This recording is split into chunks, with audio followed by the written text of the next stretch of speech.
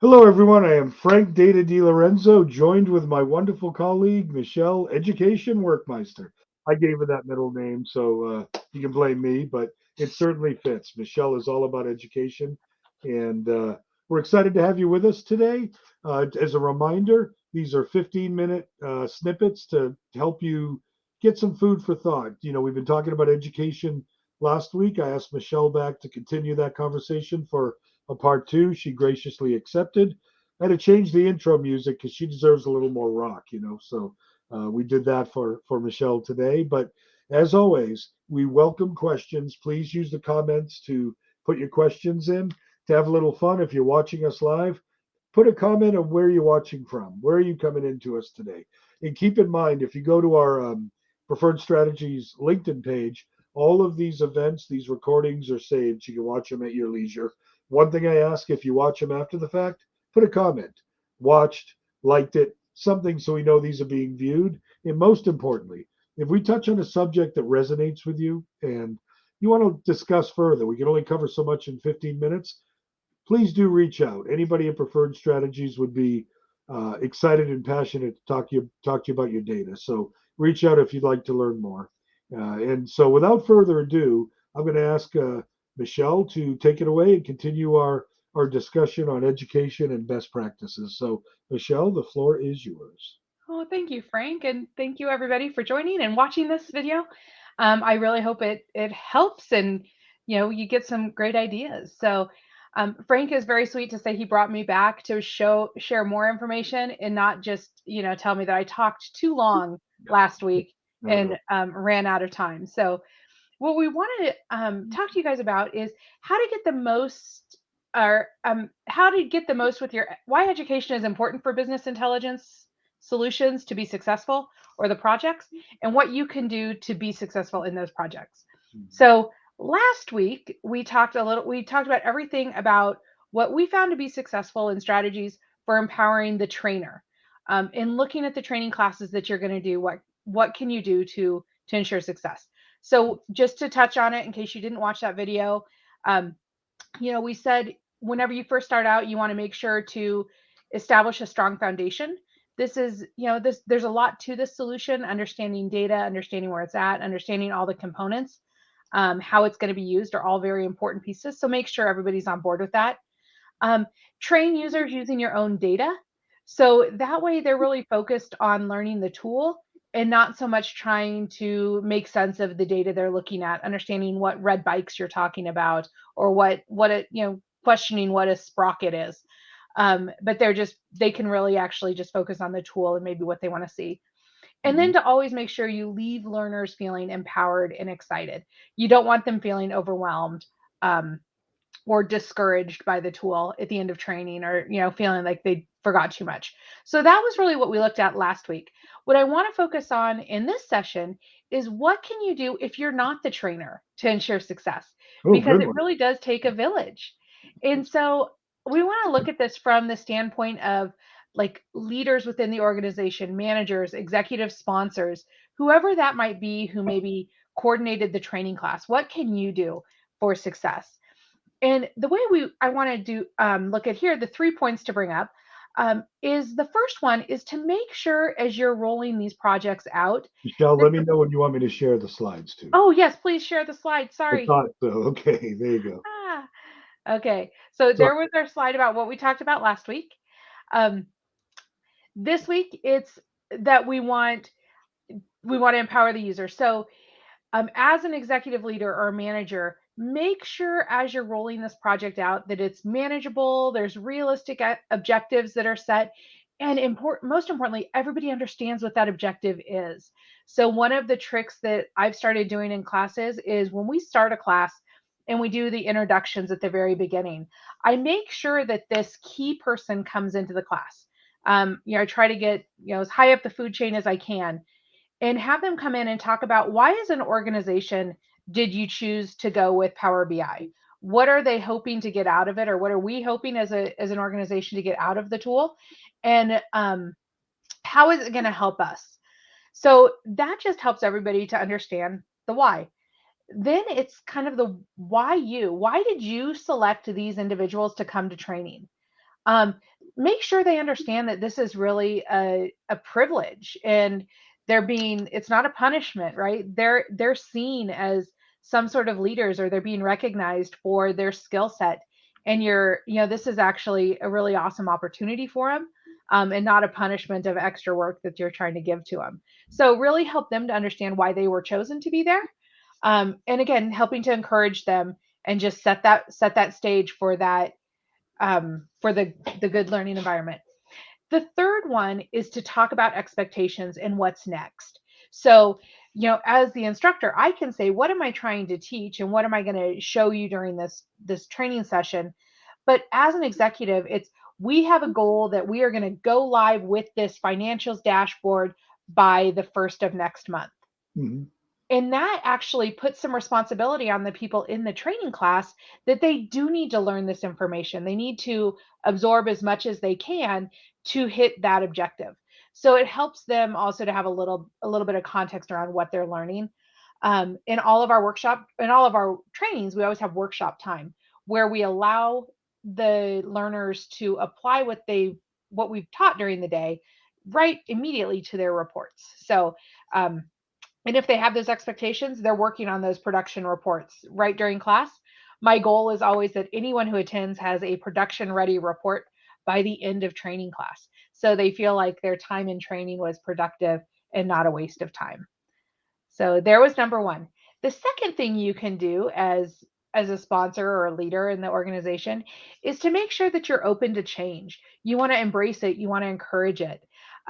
Power BI is such a powerful tool. It's not just a reporting tool. You're not just replacing the current tool that you have, but you want to replace that and then expand upon it. So you want to make sure that the individuals that you've asked to come to training and that you're putting through this class, you're investing in, that you've also empowered them to make some changes. You're going to look at data differently. We just don't want rows and columns of data, but we want to see charts and graphs, and we want to really look at those visualizations and see how can we analyze the data faster and better. So make sure not that you're open to the change. One of the things I hear the most often, I think, in classes when I'm doing trainings is they say, "Well, that's the way my boss wants it. That's how the VP Mhm. wants it. That's what they asked for," and they don't feel empowered to change up that look or feel of the data. So make sure they know what you want them to do is get you the same information, does not have to look the same, and that's where you're going to see a lot of really exciting things come out of Power BI. The third and final point I wanted to go with is that you're constantly growing and evolving and improving your reports. So as you build out these reports, you want to know, again, it's not just a reporting replacement tool that you're doing or a project that you're doing, but you're going to build it. That's just the first step. Then you always want to be adding to it and enhancing it and improving it. Microsoft comes out with updates, it seems like monthly. Um, you want to make sure that you're looking at what those are. Can any of those actually enhance the current reports that you have, or how can you incorporate those in new reports that you're building? Yep. I always challenge the learners in my class to say, if I hand you a report and then my phone rings and you ask me a question, how can I get the answer to that question in the report that I gave you initially? So that those reports become very self-serving. Users can be self-sufficient when they're with the reports. They can interact with them. All the reports should tell a story. Make sure the story is clear and you understand what that story is from beginning to end. Um, and again, you're going to evolve it. If you think about when you read a book or you read a novel, that's kind of what a Power BI report is like. You don't just sit down, write it one time, and publish it, right? You're going to write it. You're going to go through some editing processes with it. It's going to continue to evolve as you take feedback from other users. Power BI reports are going to be the same way. So you don't want to ever think that, okay, I've built it, I'm done with it, wipe your hands and walk away. We're going to encourage people to keep evaluating those reports and adding to them. And then my final thought on this, and this is for everybody, both learners, managers, executive sponsors, wherever you fall in the spectrum of this, the most important thing when it comes to Power BI is just to know that it's a continuous journey. It's not a one time Mhm. event. That kind Good. of goes with the developing the reports, but it also goes with training. You can't just attend one class and think you know everything there is to know about Power BI. What's important is as you attend those classes, you understand 100% of the information or as much of that information that was presented as possible, and know that you're going to attend the next class to get a little bit more. There's always another class within Power BI. That's what makes it such an exciting, fun tool to learn, to teach, to play with, and really to incorporate within your business. So, those are the points that I wanted to show you guys today. Again, very fast, quick. If there's any questions, please let us know. And if you're watching this later, you can always reach out to us, either myself or Frank. We're happy to answer questions. Yeah. So, Michelle, I'm kind of curious. Let me ask you, because Power BI is a bit different, right? We grew up with things like Crystal reports, certainly Excel, but every report writer, at least up to date, has been primarily a row and column 2D text kind of report. What's it like taking someone who's comfortable in that environment to visualizing their data? Is there a aha moment? Is there a learning curve there? Does that make sense? What I'm asking? It does make a lot of sense, and it is not easy, Frank. Hmm. It's very hard for some of you guys that I don't. It's we're just getting out of winter here in Colorado, but it's spring skiing, spring break week, and it's the difference of like going from skiing to snowboarding. If you're used to rows and columns of data and now you want to go learn about Power BI and visualizations, it's a completely different mind shift. That's why again you have to be open to change. One of the things we try to do in class is we show some examples of how visualizations can really help. I focus a lot on what we're looking for with these visualizations is being able to they become indicators when you're looking at a report or analyzing data. They're not exact numbers. So I always tell the finance people what you have today, those rows and columns of data, the exact number, that's where we want to end. It's not where we want to begin. I want a visualization that's as simple as a red dot or a green dot to say, yep, we've got a problem or things look good. Or Yeah. I want a line chart where it's going up or it's going down. Is it directionally correct? If it's not, then I really start focusing in or looking at the numbers.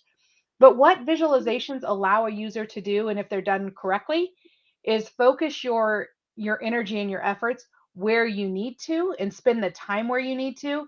And you're not just wasting time looking at everything, which is ultimately what you're doing on a Power BI report.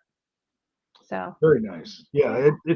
it really is true. And what's interesting to me is you can read all kinds of stats about how, as individuals, as people, we're generally visual, right? Mhm. Traffic lights, signs. I mean, that just visual, it has an impact. So seeing our data that way is impactful. It gives us insights, but I got to imagine there's a learning curve to get to that point. So Right.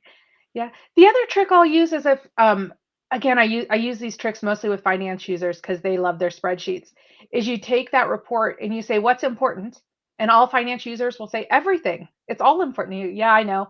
But what's the first number you look at when I hand you this page? What's the first thing you look at? What's the first where do your eyes go first? Circle it, point to it. That's where I start building my visualization. that's That's where great. I will start with a card. That's where I will start with the metric. And I look at, okay, when they look at that, now what do you do with that number? Are you comparing it to something else? Are you just looking to see if it's up or down versus last month versus last year? Are you comparing it to a budget? Are you looking at it month over month? And so then I ask that next question, and that leads me into so I know what number I want, and then I know what visual I want based on what they're looking at with the number. Um, and then as a designer or developer of the reports, what I usually do is kind of get a little bit of information up front, build something, give it to them, and then set up the meetings for the feedback. People will always tell you when there's something that's wrong or it doesn't meet their needs, but it's much harder for them to tell you what they want up front. So just getting anything on the paper, even if you know it's wrong, it's That's going to get great. them talking, so you can get to it. Very insightful. Very good, Michelle. That's awesome. And once again, 15 minutes goes by quickly. We're about up against the clock. So, what I'm going to tell everybody out there, two things. One, a heartfelt thank you to Michelle, who is a stud of a trainer. Every time she works with a client, I just love the calls and emails I get. So, thank you, Michelle. Number two, if you want to talk about any of these training topics in more detail, as Michelle alluded to, reach out to her, myself, or really anybody at the Preferred Strategies team. One thing we all share is an equal passion about data and how to help you get insights out of it. Also, Michelle shared a few slides with a couple of nice tips and bullets. if you would like, a copy of those slides, just reach out, and I'm sure I can coerce, beg, probably pay Michelle, and I'll get them for you. So you just let me know. And Michelle, great job as always. We really appreciate you being here. Thank you, Frank. Bye. Bye, everybody. Thank you again. Michelle, have a good day, and thank you.